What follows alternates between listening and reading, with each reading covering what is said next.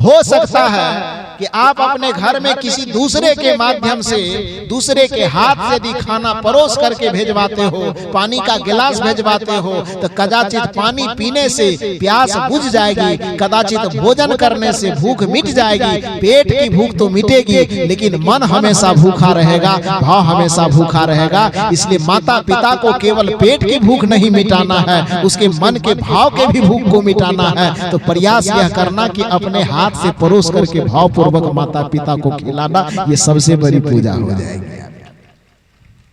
प्यास लगे तो भाव के साथ पानी पिलाना। तो राम जी ने यहाँ ये आदर्श प्रस्तुत किया कि गुरु जी को पहले सिंहासन पर बैठाया और उसके बाद सीता जी को खबर भेजवाए कि गंगा जल कहिए लेकर के आने के लिए। सेनापति ने पूछा, मंत्री ने पूछा, किसी नौकर के माध्यम से बुलवाऊं क्या? राम जी ने कहा नहीं नहीं, सीता जी को खुद कहना आने के लिए।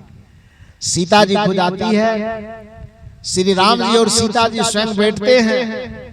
श्री राम जी जल पखारती है, श्री सीता जी जल पखारती है और श्री राम जी अपने हाथ से गुरु जी के चरण को धोते हैं। वर्णन है रामचरितमानस में।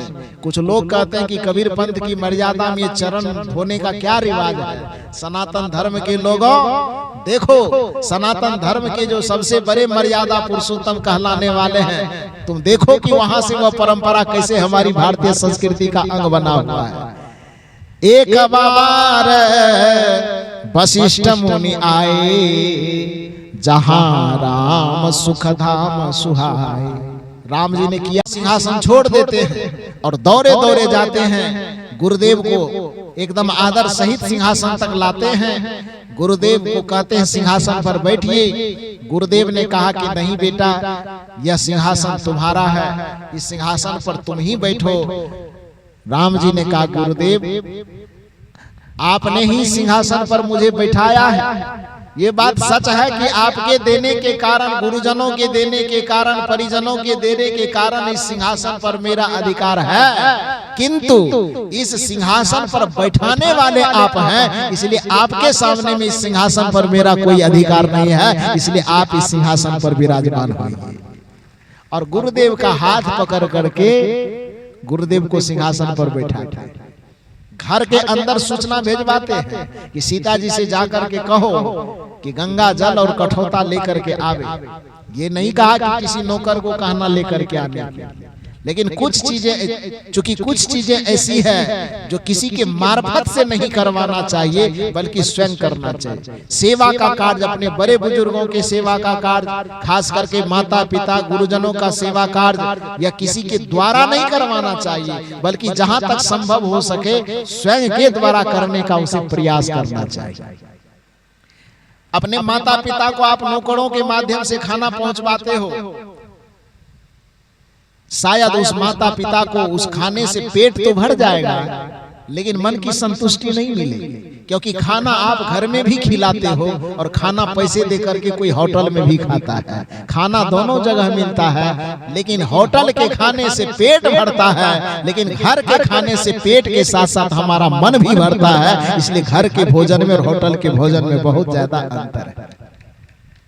यदि आप अपने घरों में अपने नौकरों के माध्यम से, किसी दूसरे के माध्यम से अपने माता पिता को थाली में भोजन परोस करके भेजवाते हो, तो कदाचित याद रखना आपके माता पिता के पेट की भूख तो मिट जाएगी, क्योंकि पेट में कुछ डालें तो भूख तो खत्म हो ही जाएगी।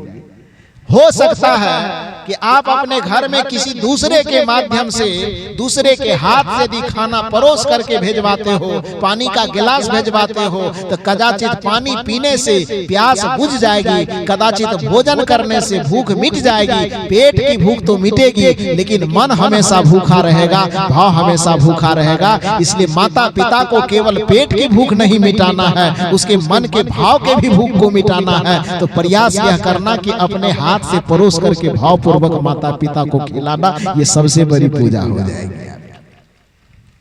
प्यास लगे तो भाव के साथ पानी पिलाना। तो राम जी ने यहाँ ये आदर्श प्रस्तुत किया कि गुरु जी को पहले सिंहासन पर बैठाया और उसके बाद सीता जी को खबर भेजवाए कि गंगा जल कहिए लेकर के आने के लिए। सेनापति ने पूछा, मंत्री ने पूछा, किसी नौकर के माध्यम से बुलवाऊं क्या? राम जी ने कहा नहीं नहीं, सीता जी को खुद कहना आने के लिए। सीता जी खुद आती है, श्री राम जी और सीता जी स्वयं बैठते हैं। श्री राम जी जल पखारती है, श्री सीता जी जल पखारती है और श्री राम जी अपने हाथ से गुरु जी के चरण को धोते हैं। वर्णन है रामचरितमानस में। कुछ लोग कहते हैं कि कबीर पंथ की मर्यादा में ये चरण धोने का क्या रिवाज है? सनातन धर्म के लोगों देखो, सनातन धर्म के जो सबसे बड़े मर्यादा पुरुषोत्तम कहलाने वाले हैं, तुम देखो कि वहां से वह परंपरा कैसे हमारी भारतीय संस्कृति का अंग बना हुआ है। एक बार वशिष्ठ मुनि आए, जहां राम सुख धाम सुहाए। राम जी ने किया क्या? अति आदर रघुनायक किन्हा, चरण पखार। नौकर के द्वारा नहीं, अपने हाथ से पति और पत्नी दोनों मिलकर के गृहस्थी मर्यादा का पालन कर रहे हैं। अति आदर रघुनायक किन्हा, चरण पखार चरणोदक लिन्हा। चरण पखारते हैं और जो आदर सत्कार होता है वो करते हैं। तो माता पिता और गुरु के प्रति आदर भाव रखना, पूजा वंदना करना, ये पूरी सनातन परंपरा का ये हिस्सा है। और उसी हिस्से की बात, उसी सनातन धर्म की बात सदगुरु कबीर साहब करते हैं कि आज के जमाने में भी यदि भगवान की सच्ची पूजा करना चाहते हो तो सच्ची पूजा यह करो कि माता पिता और गुरु का वंदन करो, या तुम्हारी व्यवहारिक पूजा अथवा तुम्हारा सगुन पूजा अपने आप हो जाएगा। अब इसके अलावा जो निर्गुण रूप में, परमार्थिक रूप में भगवान कौन है, उसकी पूजा कैसे करनी चाहिए, इस पर थोड़ी चर्चा करके मैं वाणी को विराम दूंगा। सगुण अर्थ में माता पिता, गुरु अथवा माता पिता के सदृश जितने भी मनुष्य हैं उन सब का सेवा करना, आदर भाव करना, प्रेम से व्यवहार करना, श्रद्धा पूर्वक व्यवहार करना, और अपने से कोई छोटे हो तो उसको स्नेहपूर्ण व्यवहार करना, ये एक अर्थ में सगुण की भक्ति है, सगुण भगवान की पूजा है। निर्गुण भगवान कौन, परमार्थिक भगवान कौन, उस परमार्थिक भगवान की पूजा कैसे हो? तो भगवान का जो निर्गुण स्वरूप है वह आत्मा के रूप में आपके अंदर विराजमान है। कबीर साहब की भाषा में कहें तो निर्गुण पूजा का अर्थ यही है कि कबीर जेते आत्मा तेते शालीग्राम, अब बोलन हारा पूजिए पाहन से क्या काम। सदगुरु कबीर साहब कहते कि प्राणी जगत की सेवा करते करते, सम्मान करते करते, थोड़ा जब अब तुम व्यवहार से परमार्थ के क्षेत्र में आओ तो परमार्थ की भक्ति है। जैसे व्यवहार की भक्ति में मैंने बताया कि पूज्येषु अनुराग भक्ति ही, पूज्य के आदर्श आचरण का अनुकरण करना ही भक्ति और पूजा है। उसी तरह से परमार्थ की भक्ति क्या है, तो उसका सूत्र दिया गया है कि स्वस्वरूपानुसंधान भक्ति रित्य भी दियते। अपने स्वरूप का अनुसंधान करके मन और इंद्रियों से ऊपर उठ करके, मन और इंद्रियों के क्षेत्र से मुक्त होकर के आत्मा का अनुसंधान करना और आत्मा में स्थित हो जाना, जिस विधि से होता है उसी को परमार्थिक भक्ति कहा जाता है, उसी को निर्गुण पूजा कहा जाता है। तो सगुण रूप में ये दिखने वाले जितने प्राणी हैं उसकी सेवा करना, सत्कार करना, आदर करना, ये पूजा है, जिसको कबीर साहब ने कहा सरगुण की सेवा करो, निर्गुण का कर ज्ञान, सरगुण निर्गुण से परे तहां हमारा ध्यान। कुछ लोग कहते हैं कि कबीर साहब ने सगुनवाद का बड़ा खंडन किया। कहाँ खंडन किया भाई? सगुन के नाम पे तुम मूर्ति के सामने माथा झुकाते हो तो तुम्हारी भूल है। जो खा नहीं रहा है उसको खिला रहे हो तो तुम्हारी भूल है। जिसको गर्मी लग नहीं रही उसको तुम पंखा झेल रहा है, ये तुम्हारी भूल है। जिसको भूख नहीं लग रही है उसको तू भोजन करा रहा है। ये सगुन के नाम पे तू पूजा करके नहीं, पूजा नहीं कर रहे हो, बल्कि सगुन के नाम पे भटक रहे हो। ठंडी लग नहीं रही है फिर भी कम्बल ओढ़ा रहे हो, तो सगुन के नाम पर ये भटकाव है। हाँ, सगुन के नाम पर यदि कम्बल ओढ़ाने को पूजा कहा जाएगा तो निश्चित है कि देखना ठंडी में यदि कोई ठिठुर रहा है और उसके शरीर पे यदि आपने कम्बल ढक दिया तो समझ लेना कि तूने भगवान के शरीर पे कम्बल ढक दिया है। यदि किसी भूखे को आदर पूर्वक आपने भोजन करा दिया तो समझ लेना कि आज मैंने भगवान को भोजन करवा दिया है। किसी प्यासे को यदि तूने पानी पिला दिया तो समझ लेना कि आज हमने भगवान पर जल चढ़ा करके आया है। यदि किसी को आप अपनी योग्यता और क्षमता से कुछ मदद कर सको तो समझ लेना कि आज भगवान की सच्ची पूजा हो पाई। यही कबीर साहब सगुन पूजा मानते हैं।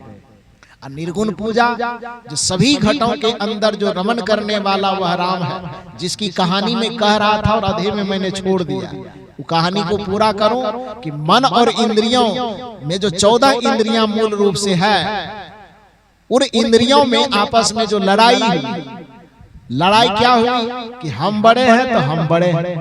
आंख ने कहा हम बड़े हैं, कान ने कहा हम बड़े हैं, मुंह ने कहा हम बड़े हैं, पैर ने कहा हम बड़े हैं। लेकिन सब अपने अपने जगह पर बड़े हैं, कोई एक बड़ा कोई एक छोटा नहीं। लेकिन जब सबके मन में अहम भाव पैदा हो जाओ कि नहीं हमसे कोई बड़ा नहीं, तो उस जगह नियम क्या होगा? स्वाभाविक है कि झगड़ा होगा, विवाद होगा। अब विवाद होगा तो क्या होगा? रूठ करके कोई कहीं जाएगा, कोई कहीं जाएगा। तो सभी अंगों में जब विवाद हुआ और एक दूसरे से रूठ गए तो आंख ने रूठ करके कहा कि अभी कुंभ चल रहा है, खाने पीने के लिए भी फ्री में मिलता है, रहने के लिए भी वहां फ्री में मिलता है। तो यदि ज्यादा झगड़ा करोगे, झंझट करोगे, तभी महात्मा भी वहां फुकट में बनाया जाता है। तुरंत एक दिन में जाइए, के दिन में महामंडलेश्वर बना देते हैं। तो अभी पूरा एकदम सस्ता में रिलीफ में चल रहा है एकदम। तो ऐसा करना, यदि आंख कह रहा कि यदि हमको ज्यादा परेशान करोगे, हमको ज्यादा महत्व नहीं दोगे, तो बस कुंभ की यात्रा करेंगे, किसी छौनी में जाकर के तुरंत महंत बन जाएंगे। इसलिए हमको ज्यादा परेशान मत करो, धमकी दे रहा है। लेकिन अब छत्तीसगढ़ में पढ़ा लिखा होगा वो सभी इंद्रियां, तो बड़ा सजग। उसने आंख से कहा जा रे जा, तो क्या धमकाता है, जाओ कुंभ में तुम मंडलेश्वर बने की जगत गुरु बने, हमको क्या लेना देना। आंख को जब सभी इंद्रियां मिल करके धमकाई तो आंख से बर्दाश्त नहीं हुआ। सोचा कुंभ लगा हुआ चले जाते, चला गया कुंभ। 1 महीना कुंभ में गुजारा, लेकिन गुजारते गुजारते देखा कि नहीं भाई, कुछ भी था तो मेरा शरीर मेरा था, रूठ करके हमको नहीं आना चाहिए। बस वह वहां से लौटने की योजना बनाता है। लेकिन योजना तो बनाता है, साथ साथ मन में यह अभिमान अभी तक गया नहीं। मन में सोच रहा, अच्छा हमको तो सब मिल करके भेज दिया, हम कुंभ चले आए घूमने, लेकिन अब जब हम लौट करके जाएंगे ना, तो मेरे बगैर जो उसकी दुर्दशा हुई होगी, अब अपने समझेगा तब मेरा महत्व देगा। आंख यह सोच रहा है, ध्यान दीजिए शब्द पर। आंख सब इंद्रियों से नाराज होकर के कहां चला गया?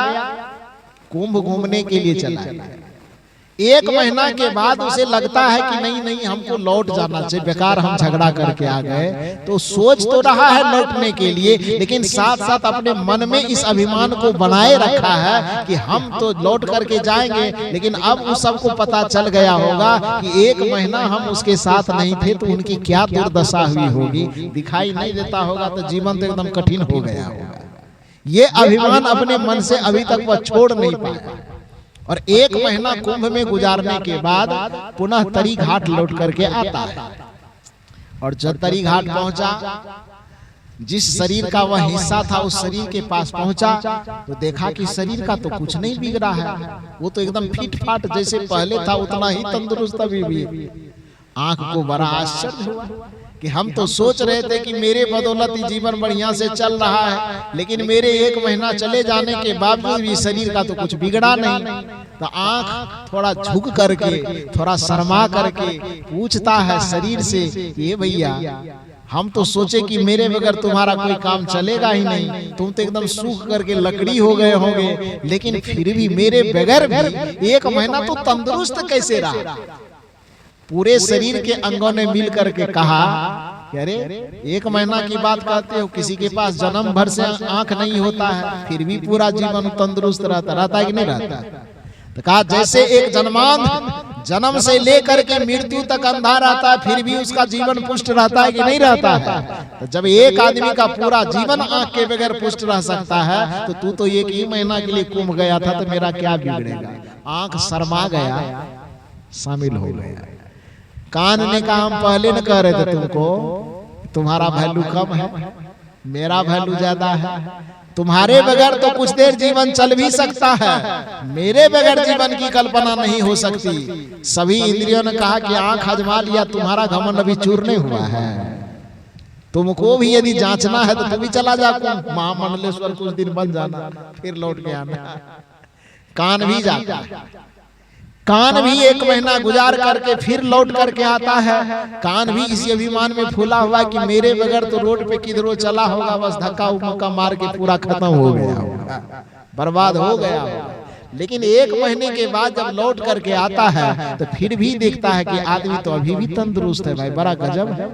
कान भी शर्माते हुए पूछा कि भाई कैसे गुजारा हो गया। सभी शरीर के सभी अंगों ने कहा कैसे, जो जन्म से बहरा रहता क्या उसका जीवन नहीं चलता है? चलता है कि नहीं चलता है? तो कहा जैसे जन्म से बहरा आदमी के जीवन का गुजर बसर हो सकता है, तो फिर 1 महीना के लिए तू हमसे दूर चला गया तो गुजर बसर क्यों नहीं होगा? ठीक इसी प्रकार से सभी इंद्रियां आपस में अपना अपना महत्व बताती है। सब धमकाया जाता है, सब 1-1 महीना के लिए हाथ, 1 महीना के लिए पैर, 1 महीना के लिए कान, 1 महीना के लिए आंख, माने शरीर का जितना अंग है सब 1-1 महीना के लिए इस तन से जुदा होता है, सब जाता है, सब लौट करके आता है। लेकिन फिर भी शरीर सबके बगैर भी जिंदा रह लेता है। अब भीतर से आत्मा कहती है भैया सबका जांच पड़ताल हो गया, 1-1 महीना महामंडलेश्वर बनकर के आ गए जगत गुरु। सब ने कहा हाँ, कहा सब तो अपनी अपनी डफली बजा लिए, अब मैं भी थोड़ा अपना मूल्यांकन करूं क्या? किसने कहा? अब कौन कह रहा है? आत्मा। आत्मा कह रही आंख से का तू अपना जांच पड़ताल कर लिया, कान से का तू भी कर लिया, हाथ से का तू भी कर लिया, पैर से का तू भी कर लिया। आत्मा कहे कि सब अपना अपना विभाग जांच लिया, तो एक बार हम अपने विभाग को भी जांचें। सब मिल करके सोचा कि 13-14 अपना अपना जांच कर लिया, किसी का कुछ बिगड़ा ही नहीं। तो एक बार आत्मा के भी धमकी को सुन लेते हैं और सब मिल करके आत्मा को कहते हाँ जा तू 1 महीना के लिए तू भी जगत गुरु बन जा। आत्मा कहे बिल्कुल सोच समझ करके कह रहा है जाओ, आप लोगों की क्या इजाजत है? आत्मा को जाने दिया जाए? किसकी किसकी इजाजत है? थोड़ा हाथ उठाइए, नाम लिख लेते हैं उसका। आत्मा को जाने दिया जाए? न जाने दिया जाए, कोई नहीं चाहेगा। लेकिन शायद वो आपके जैसा समझदार नहीं रहा होगा। उस शरीर के सभी अंगों ने मिल करके कहा कि अरे आंख चला गया कुछ नहीं बिगड़ा, कान चला गया कुछ नहीं बिगड़ा, पैर चला गया कुछ नहीं बिगड़ा। तो आत्मा भी धमका रहा, थोड़ा इसको भी जाने दो। और सब मिल करके आत्मा से कह दे हाँ जाइए। आत्मा फिर कहती है कि भाई सोच समझ करके जवाब दो, क्या मैं चला जाऊं 1 महीना के खातिर? सभी इंद्रियों ने कहा हाँ भाई जाना, तू क्या देख रहा है? आत्मा के अब सोच लो, अब मैं रुकूंगा नहीं। 1 महीना की बात तो छोड़ो, 1 घंटे के लिए भी निकल जाऊं तो क्या दुर्दशा होगी वो तू नहीं जानता है। सब ने धमकाया नहीं, सबको देख लिया, एक बार तुम्हें भी देख लेते जाओ। जब सबका कहना हुआ तब आत्मा धीरे धीरे एकदम नख से लेकर के पूरा शरीर का अपनी चेतना समेटना शुरू किया। और आप याद रखिए शरीर के जिन जिन अंगों से आत्मा अपनी चेतना को समेटना शुरू करेगी तो वो अंग रहते हुए वो अंग रहेगा क्या हो जाएगा? शून्य होना शुरू होगा ना, पूरा सुनसान। पैर रहते हुए भी लगेगा कि पैर नहीं है, हाथ रहते हुए भी लगेगा हाथ नहीं है, आंख रहते हुए भी आंख से कुछ दिखाई नहीं देगा, कान रहते हुए भी कान से कुछ सुनाई नहीं देगा। आत्मा धीरे धीरे कहे सब मिल करके कहा है कि जाओ तुम भी महामंडलेश्वर बन करके आओ। तो आत्मा जब निकलने के लिए अपनी चेतना को सिमटना शुरू किया तो शरीर के जिस जिस हिस्से से आत्मा अपनी चेतना को सिमट रहा है शरीर का वह अंग क्या हो जाएगा? शून्य हो जाएगा, शिथिल हो जाएगा। धीरे धीरे शिथिल होते होते होते होते होते आत्मा पूरा सिमट चेतना को सिमट करके बस कंठ के पास ले आई। फिर आखिरी बार पूछती है आत्मा कि अब भी बता दो, निकल जाऊं? तू 1 महीना के लिए ऑर्डर दे रहा है, हम 1 महीना काफी समझ रहे हैं, 1 दिन के लिए निकल जाऊं, 1 दिन भी यदि काफी लगता है तो 1 घंटे के लिए निकल जाऊं। और आप बताइए, ओरिजिनल में समझ आपके पास है तो आप यह बताइए कि 1 घंटे के लिए भी यदि आत्मा निकल करके कुंभ घूमने चला गया तो 1 घंटा के दरमियान यहाँ आप किसी की मम्मी रह जाएंगे कि पापा रह जाएंगे? किसी की पत्नी रह जाएंगे कि किसी का पति रह जाएगा? गुरु रह जाएंगे कि चेला रह जाएगा? श्रोता रह जाएगा कि वक्ता रह जाएगा? न श्रोता रहेंगे, न वक्ता रहेंगे, न गुरु रहेंगे, न शिष्य रहेंगे क्या? न पति रहेंगे, न पत्नी रहेगी, न माता रहेंगे, न पिता रहेंगे, न सास, न ननद, न भाभी, न देवर, कोई कुछ नहीं रहेगा। सिर्फ और सिर्फ एक चीज हो जाएगा जिसको हम लाश कहते हैं, जिसको हम मुर्दा कहते हैं। होगा कि नहीं? आत्मा अंतिम क्षण में पूछ रहे, भैया तू आंख के महत्व को देख लिया, कान के महत्व को देख लिया, एक बार इजाजत दो, 1 घंटे के लिए मैं कुंभ घूम करके आऊं। चेतना को सिमटने के कारण चूंकि पूरा शरीर शून्य हो गया था, तो अब तक मैं शरीर को समझ में आ गया था, भैया जब इसके सिमटने मात्र से यह हाल है तो यदि पूरा निकल गया तब तो हम लोगों की खटिया खड़ी हो जाएगी। सबने हाथ जोड़ करके कहा, देखो भैया, आंख के बगैर तो हम जिंदा रह सकते हैं, कान के बगैर तो हम जिंदा रह सकते हैं, नाक के बगैर हम जिंदा रह सकते हैं, पैर और हाथ के बगैर हम जिंदा रह सकते हैं, लेकिन आत्मा के बगैर हम जिंदा नहीं रह सकते हैं। इसलिए आत्मा का महत्व इस शरीर में बहुत ज्यादा है। आत्मा का महत्व सबसे बड़ा है।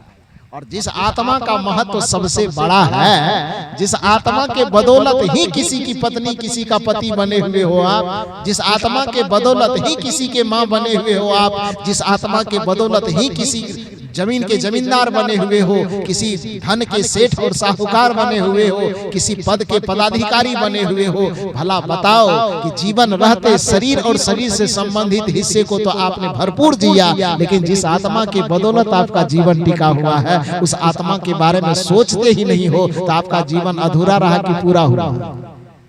क्या हुआ? अधूरा रहा कि पूरा? अधूरा। और जब अधूरा जीवन हम जीते हैं तो वही हमारे बार बार इस संसार में आने और जाने का कारण बनता है। जिस दिन हम अपने जीवन को पूर्ण जी लेते हैं, और पूरा जीवन तब होगा जब व्यवहार को जितने प्रतिशत में हम जी रहे हैं, परमार्थ को भी उतने ही प्रतिशत में जिए। जीवन हमारा पूर्ण तब होगा जब शारीरिक जीवन को हम जितना जी रहे हैं, आत्मिक जीवन को भी हम उतना ही जीना आरंभ कर दें। शरीर के लिए हम जितना समय दे रहे हैं, उतना ही प्रतिशत हमें समय निकाल करके आत्मा से आत्मचिंतन में, आत्म कल्याण के लिए भी लगाना है। जब इन दोनों का, दोनों समयों का, दोनों विधियों का हम समन्वय करके एक साथ चलते हैं, शारीरिक और आत्मिक जीवन शैली, दोनों शैली को एक साथ हम साधते हुए चलते हैं, व्यवहार और परमार्थ दोनों को एक साथ जब हम साधते हुए चलते हैं, तब हमारा जीवन पूर्ण रूप से सार्थक होता है। और इसी सार्थकता के बदौलत हम जन्म मरण के बंधन को तोड़ पाते हैं और आवागमन से सदा सदा के लिए मुक्त हो जाते हैं। इसलिए हमारा और आपका जीवन, जो अमूल्य जीवन हमें मिला है, सबसे पहले यह समझना है कि हमारा जीवन क्या केवल शरीर है? नहीं। क्या हमारा जीवन केवल आत्मा है? तो नहीं, बल्कि क्या है? हमारा जीवन शरीर और आत्मा दोनों का समन्वय है। इसी समन्वय को एक भाषा में प्रकृति और पुरुष कहते हैं, दूसरी भाषा में जड़ और चेतन कहते हैं, तीसरी भाषा में क्षेत्र और क्षेत्रज्ञ कहते हैं, चौथी भाषा में आत्म और अनात्म कहते हैं, और सदगुरु कबीर की भाषा में हंस और काया कहते हैं। ये दोनों का समन्वय ही हमारा जीवन कहलाता है। दोनों के सहयोग से जब हमारा जीवन चल रहा है तो हमारा यह कर्तव्य हो जाता है कि हम दोनों के संबंध में, दोनों को संवारते हुए, दोनों को सजाते हुए, दोनों को पुष्ट करते हुए जब जीवन को जिएंगे, तभी हमारा जीवन पूर्ण होगा। और पूर्ण जीवन ही सार्थक जीवन होता है। पूर्ण जीवन ही, जीवन की पूर्णता को जीना ही ये मानव जीवन का परम उद्देश्य है, जिसके परिणाम हमें मोक्ष मिलता है, मुक्ति मिलती है, शांति मिलती है, परम गति मिलती है। बस अभी के सत्र में इतना ही निवेदन करके आप सबों को बहुत बहुत साधुवाद, धन्यवाद देते हुए कि इतनी गर्मी में, इतने धूप में भी मेरे विचारों को इतना शांत चित्त होकर के आपने सुना, इसके लिए बहुत बहुत साधुवाद देते हुए इस सत्र में मैं अपनी वाणी को यहीं पर विराम देता हूँ। भोजन व्यवस्था भी आप लोगों के लिए तैयार है। पहला निवेदन है कि जो बाहर से आए हुए अतिथि हैं, चाहे माताएं बहनें सज्जन, उनको आप पहले सम्मान के साथ भोजन कराइए, क्योंकि निर्मल जी का आमंत्रण जरूर है, लेकिन इस गांव में कोई अतिथि आया है, वो भी इस गांव वाले का अतिथि है, वो देवतुल्य है, सम्माननीय आदरणीय है। इसलिए माताएं बहनों का सौभाग्य है जिनका मन निर्मल है, जिनका कर्म निर्मल है, जिनका व्यवहार निर्मल है, जो अपने संस्कारों की सुगंधी लेकर के आए हैं, वे देवतुल्य देवी और देवताओं को आप पहले सम्मान करिए। गांव की माताओं से भी बहनों से भी निवेदन है कि आप सेवा में हाथ बटाइए। ज्ञान प्राप्त करने के लिए सेवा पहला स्थान होता है। सेवा से ज्ञान मिलता है, भक्ति से ज्ञान मिलता है और सत्संग से ज्ञान मिलता है। तो ये त्रिवेणी में निमज्जन करने का सौभाग्य इस अवसर को मत खोना। पहले नहीं बैठ जाना, आप पहले सेवा करिए।